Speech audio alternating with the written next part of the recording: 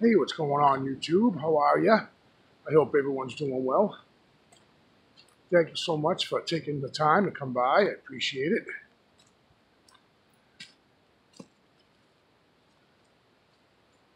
I don't even want to know what's in that bag, so I'm going to leave that be. I was thinking about my fascination with tree bends, sapling breaks in particular. And I've come to the conclusion why I obsess over them.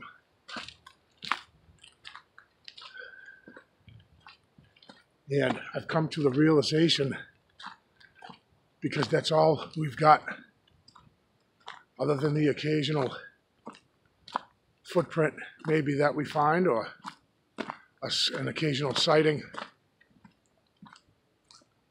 The only thing that we've got that is left behind, in my opinion, guys, of course, and I will always say that, the only thing we've got to show of evidence that they've been in an area or are in an area is how they manipulate the forest and their surroundings. And I have a theory, and I've been thinking a lot about it. And Christopher Noel has a lot to do with this theory. And I have to agree with him that they possibly manipulate their surroundings out of comfort, for a comfort level. It makes me think, if I buy a new car, this may not be a good analogy, but I'll put seat covers on it, a steering wheel cover, maybe a bumper sticker or two, and I personalize it, I make it my own.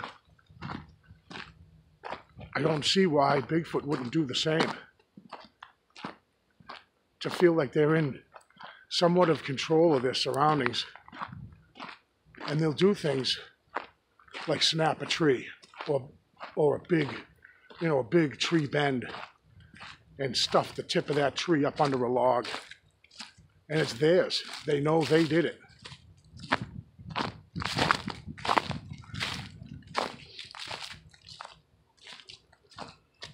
I know on my channel I do a lot of that, showing you guys stick breaks and tree breaks and stick leans and tree leans.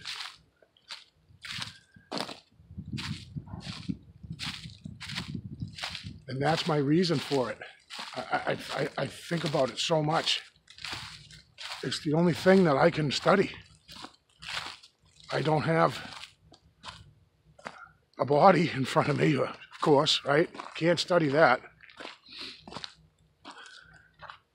I have found a handful of tracks, but that's something I don't come across very often.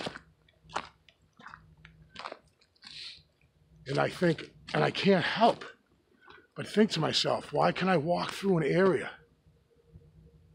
and not see a single tree bend or a single sapling break? And then I'll come to an area that is just chock full of stuff, of sign. That's what I'm calling sign. And I have since I started down this crazy rabbit hole. I consider that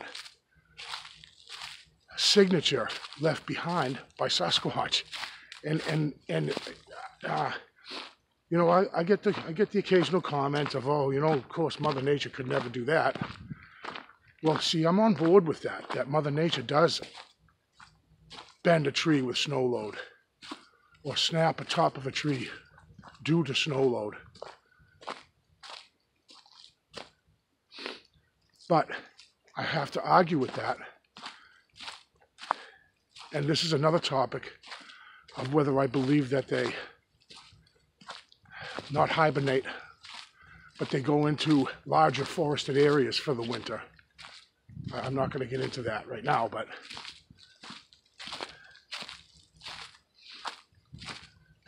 I have seen lately brand new tree breaks. Well, we haven't had snow yet this year. We had a dusting, a couple of inches, a few weeks back. There's no reason why I should see a sapling broken consistently like that, new. I can tell how old the break is because I've been looking at them for a couple of years now, and I can go through these areas that I've been through so many times, and I know when something is new and when it isn't. So it drives me insane because I question it myself. That, Dave, what are you doing? Why are you looking at every little, Mother Nature does a lot of this, and I agree with that. But we've had no heavy winds here. Why do I see this sapling? It's in great shape. And then I go down the trail here, and there's the top of the tree is gone. Not only is it broken, but it's gone. I don't know. So as I hike into these areas, I look constantly. My eyes are fixed into the woods and looking for these things.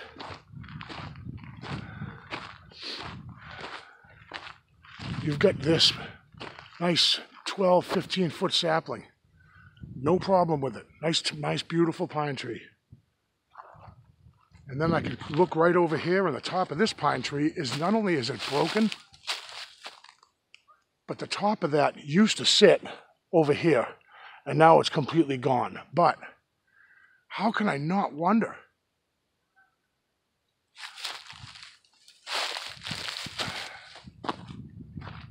I just feel like we, as a group, if you're a researcher and you pay attention to these signs, I don't think we're wasting our time. I really don't. I really genuinely feel that there is something to it. And when Impossible Visits, Mr. Christopher Noel brings up that he believes possibly they manipulate their surroundings to feel comfortable and to make it their own. Well, by gummit, that makes a lot of sense to me. It really, really does. Because we do it. You move into a house, you put a painting up on the wall. You want to make it feel like it's yours, like it's your home. Make it feel more inviting.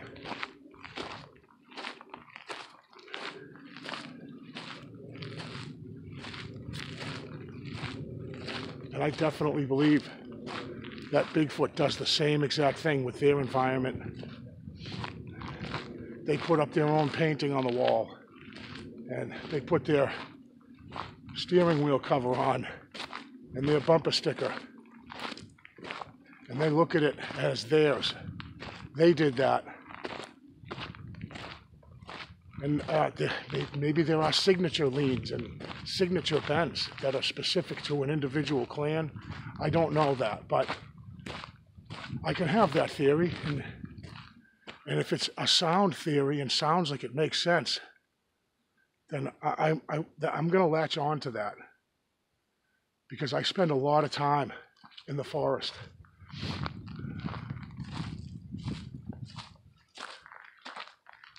And I just believe that it makes sense to manipulate your surroundings for comfort. That's all I wanted to say, guys. I wanted to share that. I'd like to hear your opinion and your feedback on it. And you can come at me with Mother Nature does it. It's okay. I understand it. And I don't blame those that say that. But my fascination with it, I understand why, and it's because it's all I've got. It's all we have. If you don't have one living in your backyard and you can't interact with it on a daily or weekly or monthly thing, what I have here in my area are tree breaks and sapling bends and sapling breaks and tree leans, stick leans. I just hiked a couple of 100 yards there as I made this video, and I saw a few here and there dotted in the woods, a tree break or a lean here and there. But then I can hike, I'll hike up here another 200 or 300 yards, well, 1/8 of a mile or so. And there's an area here that is ridiculous. So what are we saying? That it just happened to snow heavy in that area and that's it? And Mother Nature just broke those particular trees? I'm not buying it. Anyways, guys, I appreciate you taking the time. I know that I often will talk and show you guys tree bends and stuff like that. And I know it might get, you know, nauseating to a point, but I mean, I'm 35 miles south of Boston, a major city. And no, we don't park our car at Harvard Yard. That's a stupid joke, because if you parked your car at Harvard Yard, you'd get freaking towed. There's no parking there. Just saying. Anyways, guys, if I lived, I think, in a more remote area, maybe I would see less breaks and less tree bends. I don't know, and I'm in the process of learning that. But Bigfoot makes itself at home, I think, any way it can, and that's one of the ways that I think that's one of the methods it uses for to increase its comfort level. Just saying, my opinion. Thank you very much for taking the time, guys, to come by. I really appreciate it. And I'll definitely see you on the next one.